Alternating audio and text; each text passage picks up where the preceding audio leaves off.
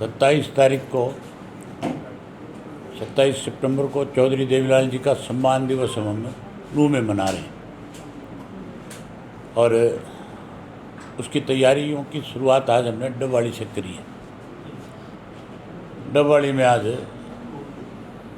बैठक तो कार्यकर्ताओं की बुलाई थी, लेकिन आपने वो नज़ारा देखा है अपनी आंख से कि कार्यकर्ताओं की बैठक एक जलसे के रूप में तब्दील हो गई थी। हजारों की संख्या में आज कार्यकर्ता आया हुआ था। ये बदलाव की निशानी है। आज लोग भाजपा से भी और कांग्रेस से भी दोनों से दुखी है। भाजपा ने तो इस प्रदेश को, देश को जात पात मजहब और धर्म के नाम पे बांटने की कोशिश करी और कांग्रेस ने लोगों के साथ विश्वासघात किया, उनकी भावनाओं के साथ खिलवाड़ किया। जिस कांग्रेस को लोग सत्ता में लाना चाहते थे, उसी कांग्रेस ने अपने उम्मीदवारों को हरा करके भारतीय जनता पार्टी को फिर से सत्ता सौंपी। आज हर आदमी जो है, चाहे वो स्कूल कॉलेज में पढ़ने वाला बच्चा है, चाहे खेती करने वाला किसान है, चाहे व्यापारी है, कर्मचारी है, मजदूर है, हर वर्ग के लोग अब इस बात को बेखूबी जान चुके हैं कि किस तरह से बीजेपी तीसरी बार सत्ता में आई और किसके मदद करने से आई। अब लोगों ने एक मन बना लिया कि आने वाले वक्त में चौधरी देवीलाल जी की नीतियों को आगे लेकर के आएंगे और फिर से इंडियन नेशनल लोकदल पार्टी को सत्ता सौंपेंगे। बीजेपी ने पिछले 2 साल में बहुत सारे ऐसे फैसले लिए जिससे आम जनमानस दुखी हो गया, परेशान हो गया। चाहे वो भाखड़ा का पानी हमारा कम किया गया तो भाजपा की सरकार ने कोई स्टैंड नहीं लिया। उसके बाद बिजली की बिलों में बढ़ोतरी करने की कोशिश करी गई। आज भी ग्रीन इलेक्ट्रिसिटी के नाम के ऊपर प्रदेश की सरकार के ऊपर से बारी बारी से प्रेशर दिया जा रहा है कि इसको निजी हाथों में दे दिया जाए।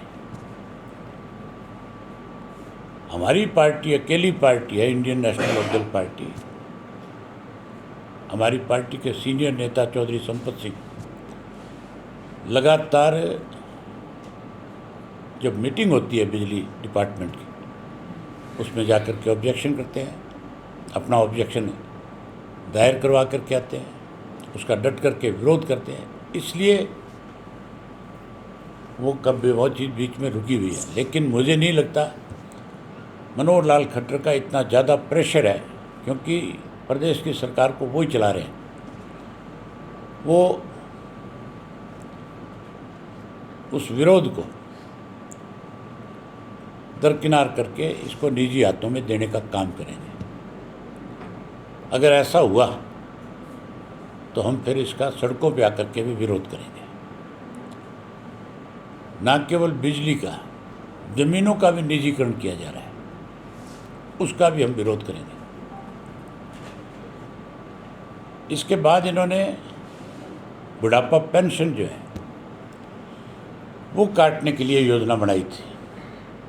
बड़े तरीके के साथ 1,80,000 का कैप लगा करके उसको लोगों को वंचित करने का काम कर रहे थे। कहते तो ये है कि जिसकी आय 1,80,000 से ज़्यादा होगी उसकी पेंशन नहीं बनेगी। अब इस तरह के हालात हो गए कि एक घर में 4 लड़के हैं, माँ बाप बूढ़े हो गए, बच्चों के पास प्लॉट नहीं है जहाँ अपना घर बना ले, गरीब आदमी है, वो चारों उसी घर में रहते हैं, अलग अलग एक एक कमरा बना करके। उनकी मजबूरी है। अब 4 कमरे जिस घर के हैं और एक बुजुर्ग का उनका 5 है, तो फिर डिपार्टमेंट के लोग जो है पेंशन बनाने वाले उनके गांव में जाते हैं, घरों में जाते हैं, देखते हैं। वो कहते हैं तेरे तो 5 कमरे हैं, तेरी आय तो ज़्यादा है।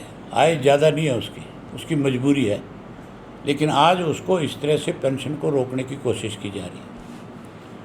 ये कह देते हैं कि जिसके पास चुपैया वाइन है उसको नहीं देने।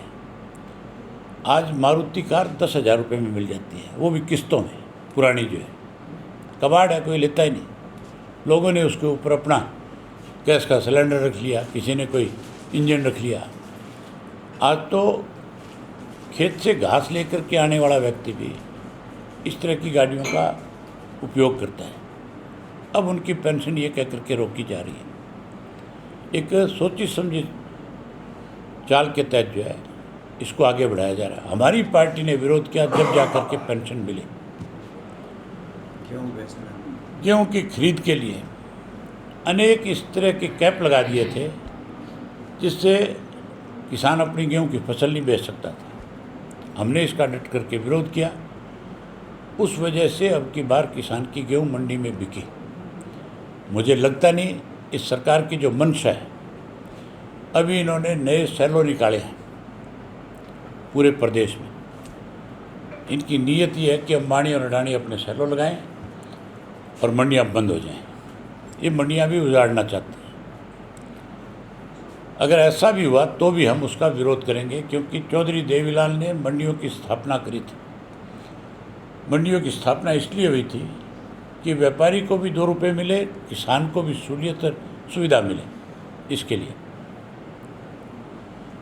उसके बाद जंतर मंतर पे भी किस तरह से पेपर लीक करके नौजवानों के साथ खिलवाड़ हुआ था, उसका विरोध हुआ।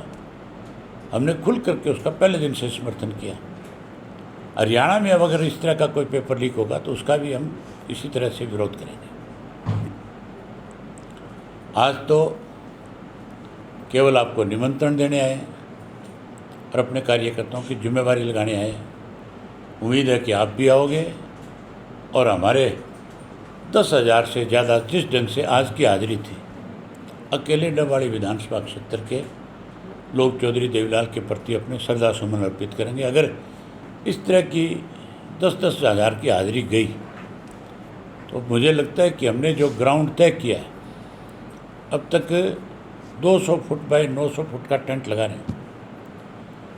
मुझे लगता है कि माजराज साहब को इस बात पे फिर विचार करना पड़ेगा कि हमें टेंट को और बढ़ाना चाहिए, जगह छोटी पड़ जाए।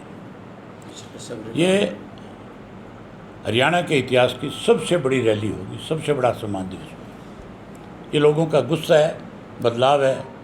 इंडियन नेशनल लोकदल पार्टी का संगठन लगातार मजबूत होता जा रहा है, लोगों का विश्वास हमारे प्रति बढ़ता जा रहा है। ये आज की मीटिंग से एक तरह से एक स्टैंप लगी है।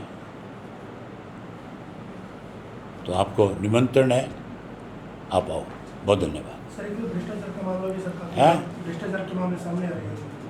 किस चीज़ का भ्रष्टाचार हेल्थ डिपार्टमेंट ने सर साइबर की 5 एम्बुलेंस परचेज की है।